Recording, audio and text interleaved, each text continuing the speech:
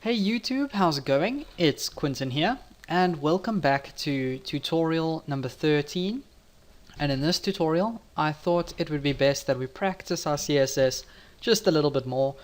And the way we're going to do that is we're going to work with some font properties, okay? So the font properties in CSS obviously allow us to do some really cool stuff to all the font on our website. So let's go ahead and just add in a paragraph quickly. So we'll just write something silly like the quick red fox jumped over the lazy brown dog's back. And I managed to type that without any typos. Can you believe it? Okay, and that's actually a sentence that uses every single letter in the alphabet. Funny enough. Okay, cool. So now we've got this sentence over here. Let's see if we can actually edit it a little bit with some CSS styling. Okay, so if we run this in Firefox now, you can see it gets printed out quite default. This is Times New Roman font, I think. So I mean, it's not interesting. And imagine every single website you went to was always using Times New Roman and it was always this size. Obviously, doesn't look very appealing. So let's try and change that, okay? So what we're going to do now is just select this paragraph by its element name. So remember, we use a selector in CSS just to select the element that we want to style, okay? Then we're going to put in those curly braces, and inside here we use our properties and values, okay? So one of the font properties that we can change is the font family, okay? And the font family is basically what kind of font you're using. So like I said, by default it's Times New Roman, okay, but we can change this. So let's just change it to something like Arial. And you have to spell this right, unfortunately. Okay, Arial. And now when we save this and go back and click refresh, you can see that the text has quite clearly changed from Times New Roman to Arial. Okay, and again we can change this to Homer or anything else that is actually installed on your computer. Okay, now when it comes to using fonts that aren't installed on the user's computer, so if you want to use a special font that you maybe downloaded from the internet, that gets a little bit complicated. So I'm not going to be speaking about that in this video. But for now, you guys can just be aware that you can use any kind of font as long as it's a font that's like standard to your computer. So there are some fonts that like differ from Windows to Mac to Linux or whatever, but there are some that are across all platforms, so you might just want to get used to that or just read up a bit about that.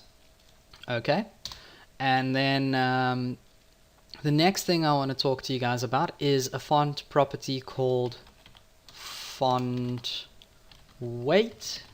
Okay, and the font weight is basically whether your text should be bold or not bold.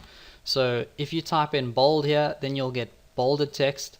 Otherwise, if you type in normal, then your text should be normal. So let's go ahead and actually just save that as bold again quickly. There we go.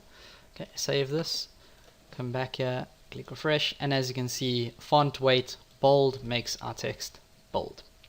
Now, we don't only have to use bold or normal.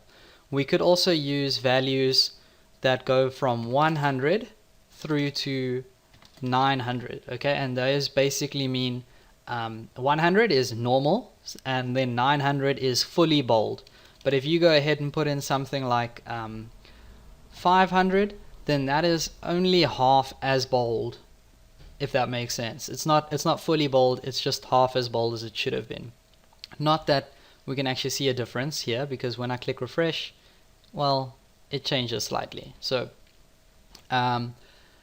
just be aware of that. If you want to be able to change like your text to be bold but not as bold, you can use those numbers as well.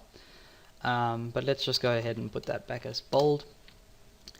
Then the next thing I want to talk to you guys about is the font style property. So font minus style, and this is basically if you want your text to be italicized or not. So if you go ahead and you type in italic, then it'll turn everything into italics. And again, the other value for this is normal. So if you want your text to appear normal, then you can go ahead and just type in normal there as well. It doesn't really matter. Okay, so you've got bold, italics, font family. What else? We can also work with something called the font size property. Okay, and font size is basically how big do you want your text, obviously. So you can give this a measurement in pixels, and by default I think it's around 12 pixels.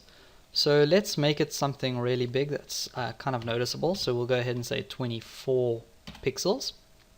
Okay, and now it should actually pretty much double in size. So when we go ahead and click refresh, you can see the text is much bigger. Okay, so those are the 4 different properties that we can work with in CSS when we're working with fonts, but we can actually make this shorter because we can actually put all of these properties into one line. Okay, and to do that, all we have to do is type in the word font. So that's the property we're going to access. And then you can start off with typing the word bold if you want your text to be bold. If you don't want your text to be bolded, then you can actually leave this stage out. We can also type in italics if we want it to be in italics. But if we don't need italics, then we can also leave that section out. And then the last 2 are the size. So let's say 14 pixels. And then the last one is the font family. So let's go ahead and say Tahoma, and now we should get all of this printed out. But now we've changed all 4 of those properties in one line. So that's one really cool CSS trick. You can just go ahead and do it all in one line just like that. Okay, so that's actually all I have for you guys in this video. Don't forget to subscribe. Please feel free to leave a comment, like, or share the video. It's really going to help my channel grow, and I'll see you guys in the next one.